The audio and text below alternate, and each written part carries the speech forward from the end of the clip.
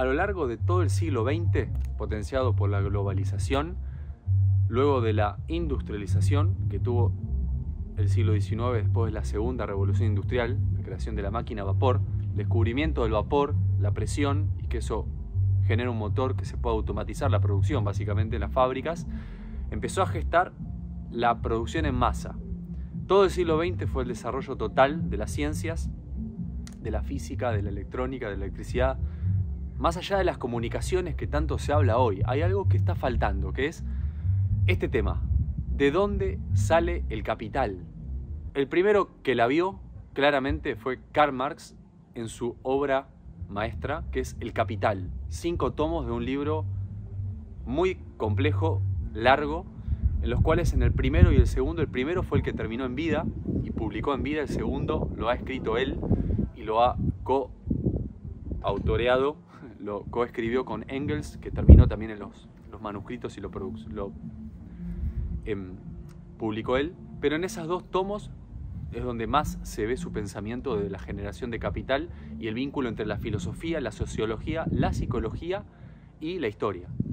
En esta serie de videos vamos a hablar claramente de estos puntos concretos y específicos de la filosofía de Karl Marx y del punto más importante, que tanta confusión y disolución aparece hoy en esta realidad líquida, en esta realidad artificial que estamos viviendo, con productos que vienen generalmente de países específicos en la producción material, como China, Kazajstán, Bangladesh, Europa del Este. El resto del mundo los consume, los experimenta, los promociona acá, en estas plataformas, en este ambiente vacío que tenemos de la imagen, que genera otro tipo de capital, el famoso fetichismo de la mercancía, que también incorpora y propone Karl Marx. Vamos a hablar de esto en esta serie de videos. En El Capital, Marx expone la producción del tiempo físico humano para generar un material, para generar un producto, el que sea que se les ocurra físico. Para que eso luego tenga un valor, que hay una diferencia entre capital y el valor, para que tenga un valor tiene que haber un intermedio neutral, entre comillas, que es el mercado, la parte media, para que luego en el otro extremo de la cadena de intercambio haya otra parte que adquiera ese producto que ha sido fabricado.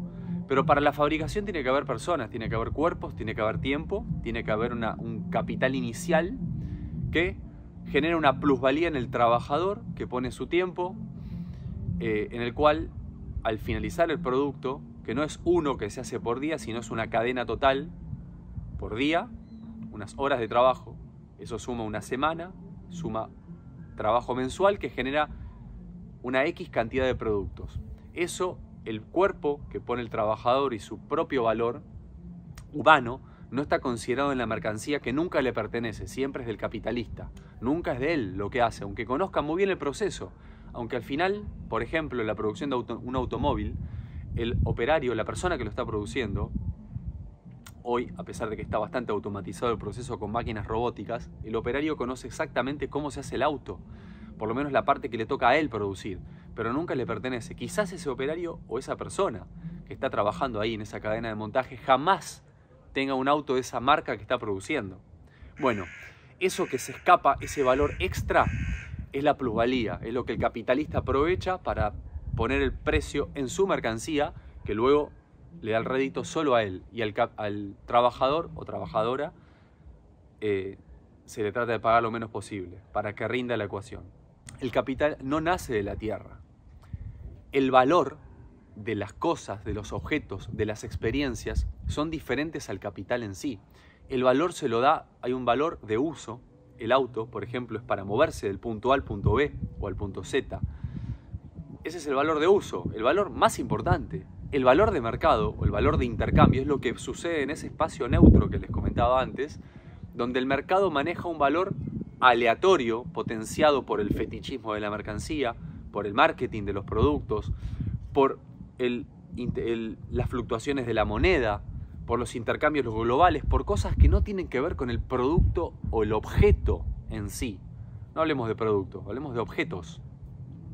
Y donde ahí aparece el quid de la cuestión es que tiene que haber algo legal que le dé un valor intrínseco a la mercancía, que es la propiedad privada. Si no habría el concepto de propiedad privada, algo totalmente subjetivo, legal e impuesto, no necesario por el ser humano, filosóficamente hablando, que es lo que Marx más ve, si no hubiera eso, nada tendría valor, porque nada me pertenecería. Por ejemplo, una casa, la famosa y lo más terrible que se toma como propiedad privada.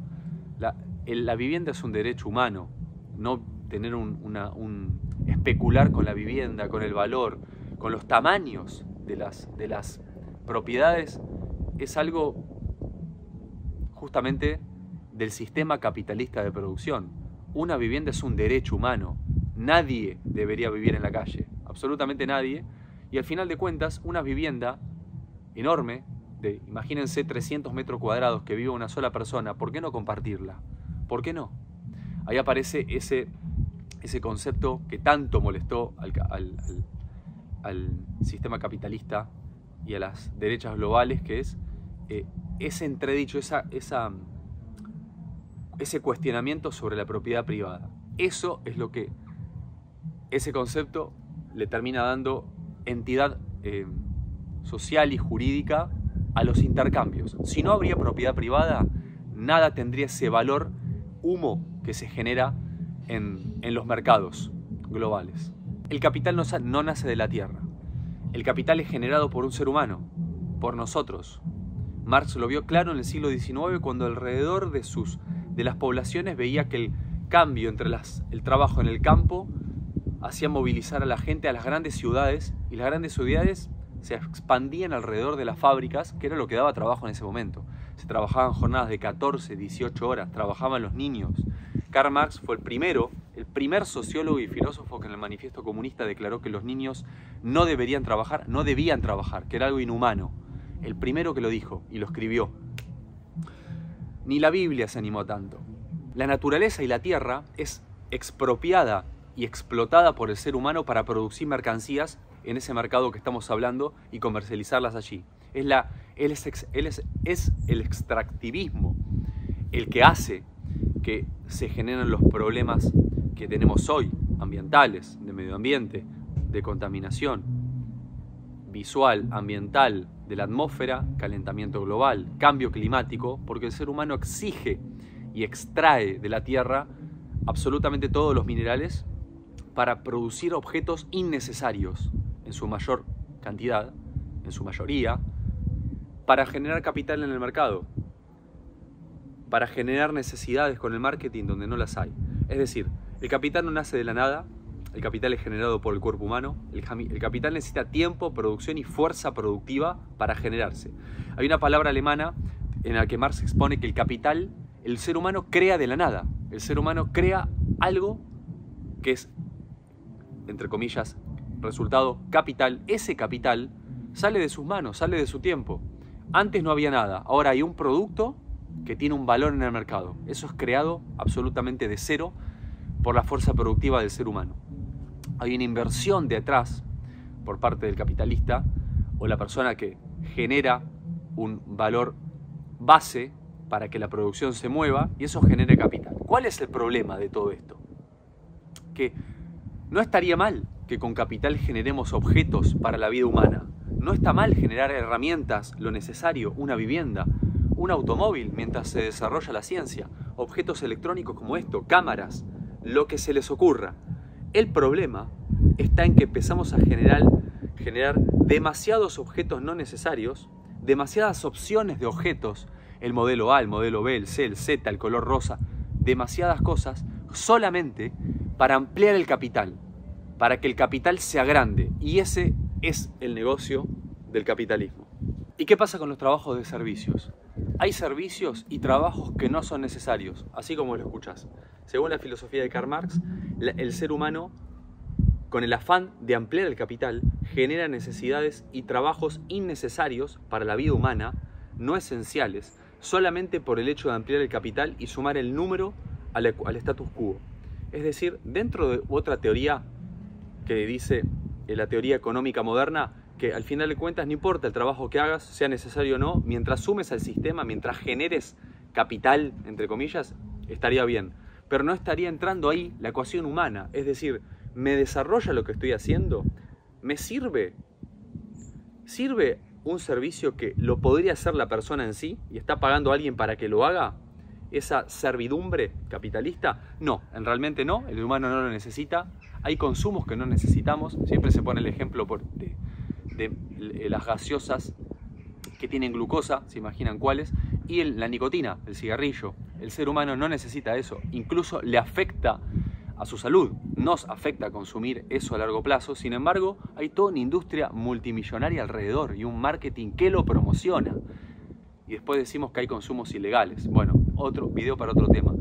Marx diría en el tema de los servicios que potenciado por el afán de generar capital, vamos generando necesidades. ¿Cómo se generan necesidades? Y es un poco lo más oscuro de toda esta parte, es que el marketing utiliza la vulnerabilidad psicológica y estudia psicología, por lo menos básica, dentro del marketing, para promocionar y publicitar y afectarnos y generarnos necesidades, o por lo menos la intención de deseo, para que nuestro capital vaya a esos lugares, generando un estatus, como diría el filósofo y el sociólogo Pierre Bourdieu, una creación de hábitos, que son hábitos de consumo en ciertas clases sociales. Por ejemplo, consumir un cierto café, un cierto grano de café, que hace que vos sepas un poco más. Quizás ni el productor nunca probó ese grano, pero en ciertos sectores de las sociedades de ciertos países llega ese grano y genera un hábitus de consumo de clase, que genera tiempos de consumo, que genera un fetichismo, que genera un conocimiento específico que nadie lo tiene, solo esa clase, y eso genera un capital específico. Bueno, algunos servicios potencian la inutilidad de la productividad, es decir, hay productividad y fábricas enteras, industrias armadas, construidas en base a cosas innecesarias para nuestra vida humana.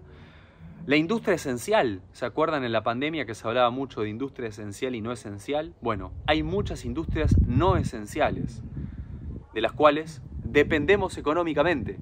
Y no pasa acá por debatir si es digno o no es digno. Todos los trabajos hechos con amor son dignos. El tema es la esencialidad de lo que estás haciendo.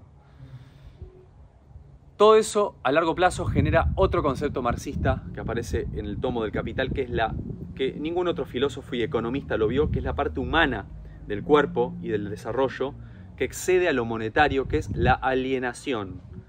Y de la alienación vamos a hablar en el próximo video.